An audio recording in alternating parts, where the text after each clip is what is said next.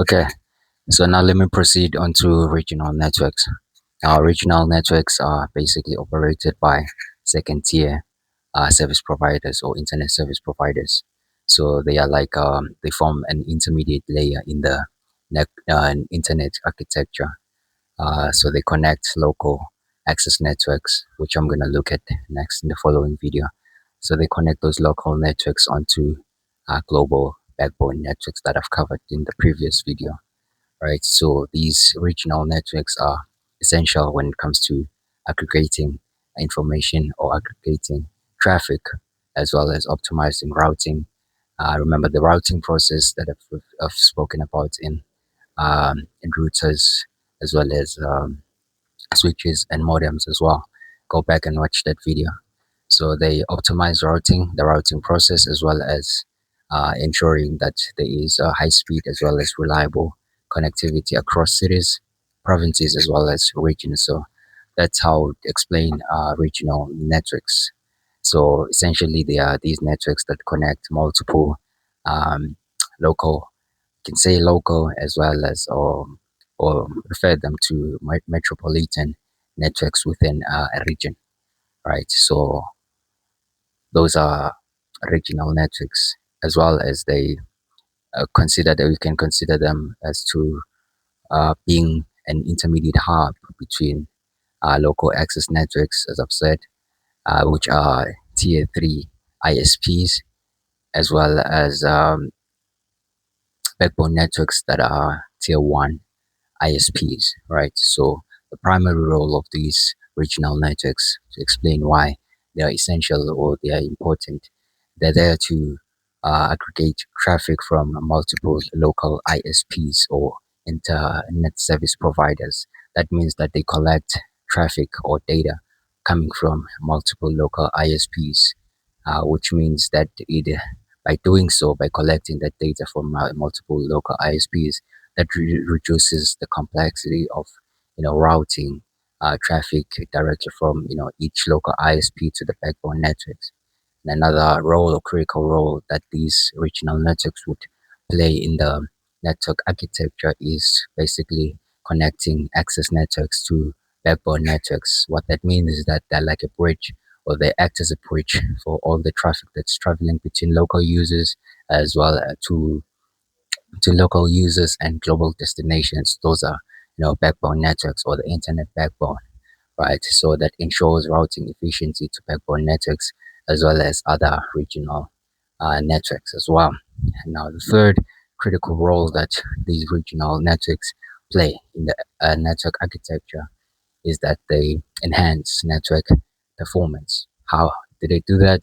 Well, you have to consider low latency, because regional networks provide low latency connections between cities in a region or within a province, as well as they optimize routing, right, to backbone networks, or they optimize the usage um, of bandwidth usage, right, by consolidating traffic.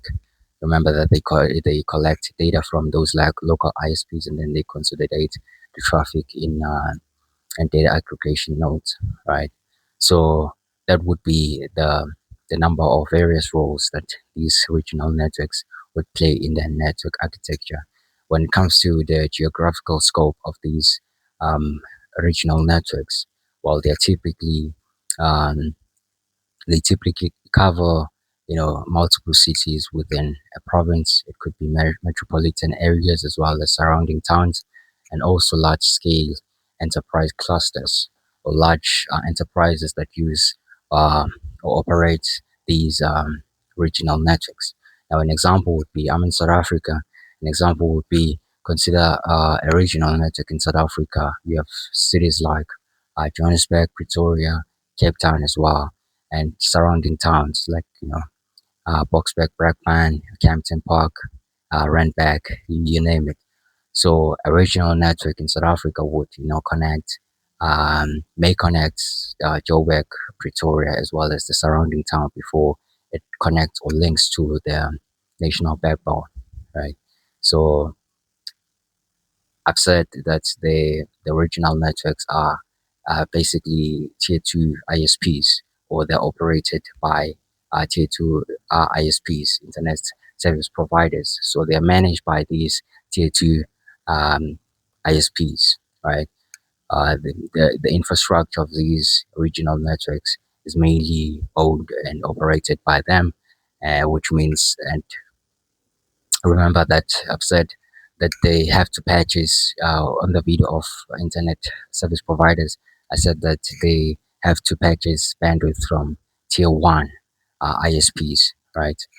So that they can have more capacity for more regional traffic. They also provide connectivity to tier three ISPs as well as enterprises. That's those are tier two ISPs.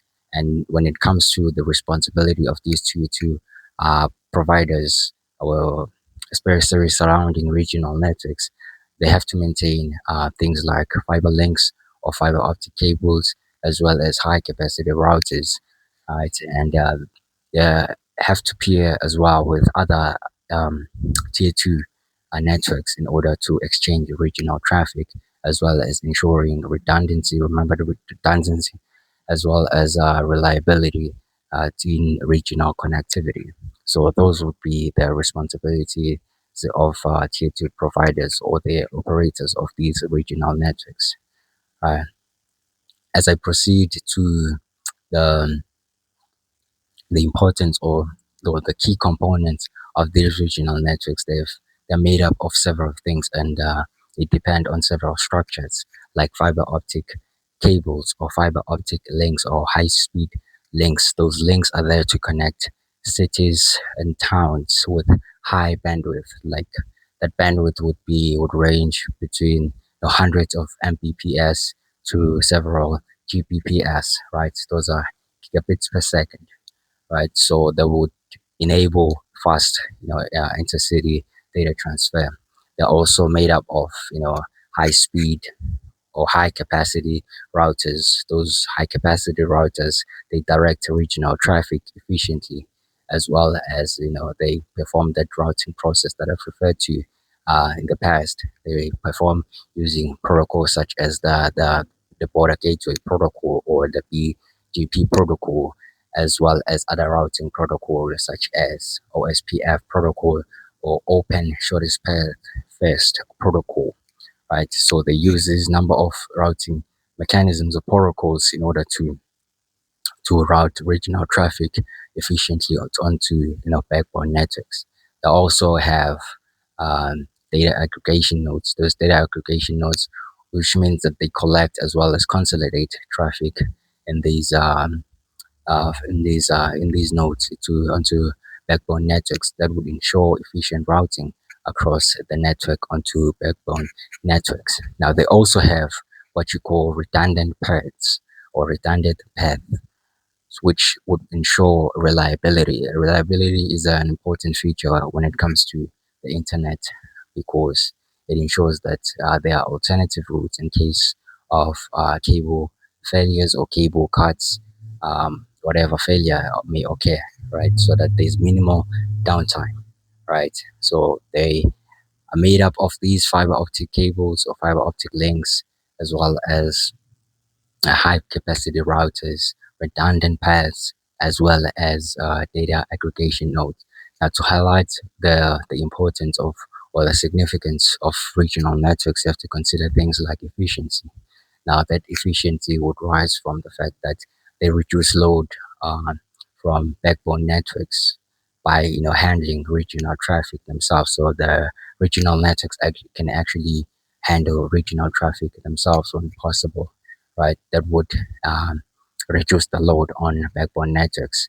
You have to consider scalability as well, that regional networks actually support or accommodate or easily accommodate the growth of internet users, uh, devices, as well as the growth of regional traffic.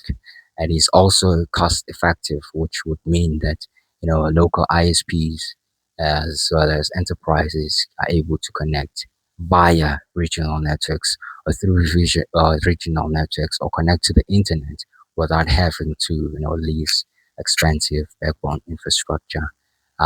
That's it. I will stop it there, and then next will be on access and network. See you next time. Thank you.